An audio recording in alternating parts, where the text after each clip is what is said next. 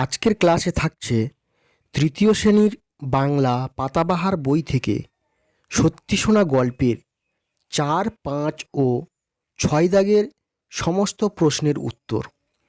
এর আগের যত প্রশ্ন রয়েছে তার উত্তরের ভিডিও আমার এই স্টুডেন্ট গাইড একাডেমি ইউটিউব চ্যানেলে দেওয়া আছে। তাহলে এবার শুরু করা যাক। ৪ দাগের প্রথম প্রশ্ন অর্থাৎ ৪-এর ১, চাষির ছেলে নিজে চাষ আবাদ করার কথা ভাবতে পারতো না কেন? এর উত্তর, চাষির ছেলে ছিল খুব অলস ও লোভী প্রকৃতির। সে চিরকাল শুয়ে বসে কাটিয়েছে, তাই সে নিজে চাষ আবাদ করার কথা ভাবতে পারতো না। এবার পরের প্রশ্ন ৪-এর ২, শেষ পর্যন্ত চাষির ছেলের মাঠে কাজ করতে যাওয়ার কারণ কী ছিল? চাষির ছেলে ছিল বরাবরই অলস ও লোভী। মৃত্যুশয্যায় বুড়ো চাষির বলা লুকানো সোনার লোভে ও বউয়ের কথায় মজুর ডাকিয়ে জমি খুঁড়তে লাগিয়ে দেয়। অন্যদিকে মজুররা যদি সোনার তাল পেয়ে তা সরিয়ে ফেলে, এই ভেবে সে নিজেও কোদাল নিয়ে কাজে লেগে যায়। এভাবে তারা ৫ বিঘা জমি খুঁড়ে ফেলে। তারপর সে ভাবে, পুরো জমিটা যখন খোঁড়াই হয়ে গেল তখন চাষ করাই ভালো।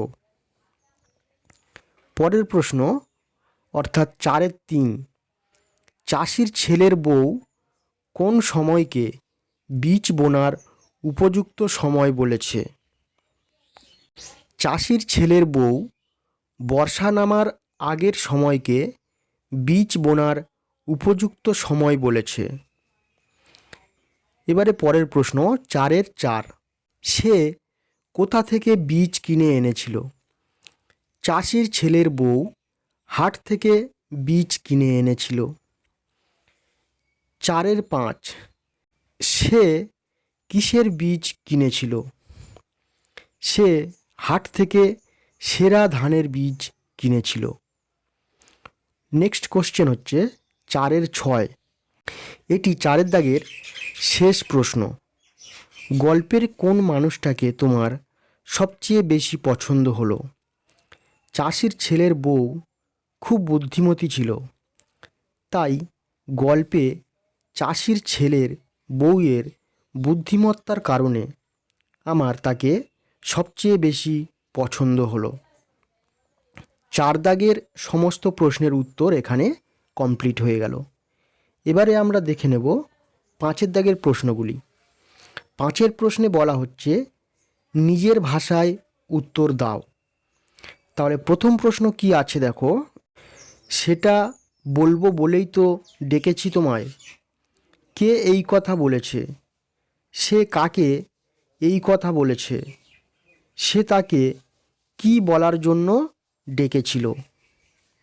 উত্তর, গল্পে বৃদ্ধ চাষি এই কথা বলেছে।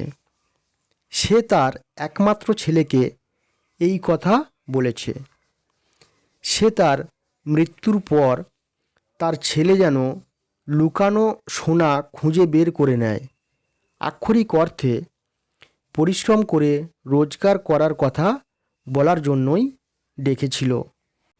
এবারে পরের প্রশ্ন ৫-এর ২, গল্পে চাষির ছেলের বউ চাষির ছেলেকে কিভাবে সাহায্য করেছে তা লেখো। চাষির ছেলের বউ অত্যন্ত বুদ্ধিমতী। সে বুড়ো চাষির কথার প্রকৃত অর্থ বুঝতে পেরে তার স্বামীকে সোনার লোভ দেখিয়ে চাষের কাজে লাগিয়ে দেয়। এরপর হাট থেকে সেরা ধানের বীজ কিনে এনে মাঠে খাবার পৌঁছে দিয়ে তামাক সাজিয়ে দিয়েছে। এভাবে তার পাশে থেকে চাষির ছেলেকে সাহায্য করেছে। এবারে পরের প্রশ্ন ৫-এর ৩, সত্যি সোনা ফলেছে মাঠে, কে এই কথা বলেছে? সোনা বলতে এখানে আসলে কোন জিনিসকে বোঝানো হয়েছে? সেই জিনিসটা সোনা না হলেও তার সঙ্গে সোনার কি কি মিল আছে? উত্তর, এই কথাটি চাষির ছেলের বউ বলেছে। সোনা বলতে আসলে ধান গাছের ফুলকে বোঝানো হয়েছে। এর সাথে সোনার রঙের মিল আছে।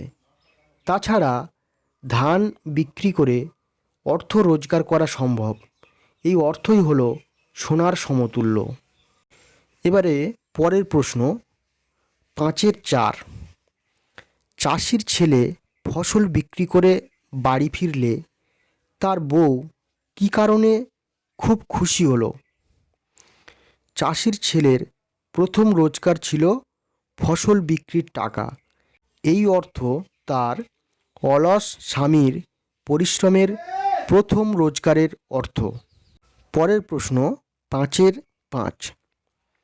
চাষির ছেলে আর তার বউ বুদ্ধি খাটিয়ে আর পরিশ্রম করে কি পুরস্কার পেয়েছে? চাষির অলস ছেলে আর তার বউ বুদ্ধি খাটিয়ে আর পরিশ্রম করে ধান চাষ করে বুঝতে পেরেছে যে পরিশ্রম করলে তার পুরস্কার অবশ্যই পাওয়া যায়। তাই চাষ করে তারা যে পরিমাণ অর্থ উপার্জন করেছে তা সোনার মতোই সমান পুরস্কার পেয়েছে।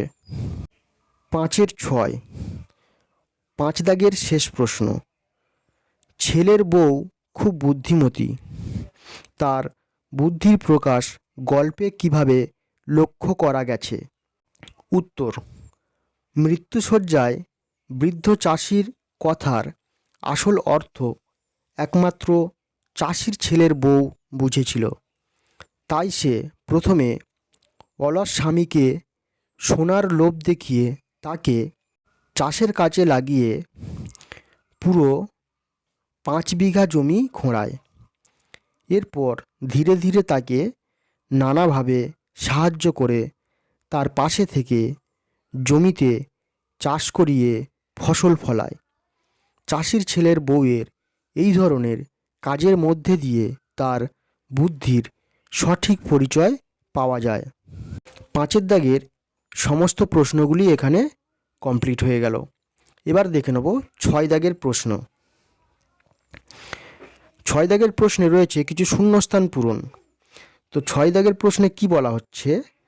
সোনা সকলের কাছে পছন্দের, কারণ তার কতগুলো গুণ আছে। সেই গুণগুলো পাশের বাক্স থেকে নিয়ে তুমি নিচের ফাঁকা জায়গাগুলোয় বসাও। তো পাশের যে বাক্স থেকে যে শব্দগুলো নিতে হবে সেখানে কি কি রয়েছে দেখো। চকচকে, আসল, দামি, ঝলমলে। এবারে প্রথম যে প্রশ্নটি রয়েছে, পিতলের থালাটা সোনার মতোই ড্যাশ। এর উত্তর হবে পিতলের থালাটা সোনার মতোই চকচকে। পরের প্রশ্ন, পাকা ধান সোনার মতোই ড্যাশ। এই প্রশ্নের উত্তর পাকা ধান সোনার মতোই ঝলমলে। পরের প্রশ্ন 6-3। ড্যাশ সোনা দিয়ে গয়না বানানো যায় না। এর উত্তর হলো আসল সোনা দিয়ে গয়না বানানো যায় না। 6-4 অর্থাৎ 6 দাগের শেষ প্রশ্ন। রূপো চকচকে হলেও সোনার চেয়ে কম ড্যাশ। রূপো চকচকে হলেও সোনার চেয়ে কম দামি। আজকের ভিডিও এখানেই সমাপ্ত হলো। ভিডিওটা ভালো লাগলে একটা লাইক দিও। আর যদি তোমাদের কোনো জিজ্ঞাসা থাকে তাহলে আমাকে কমেন্ট করে জানাবে।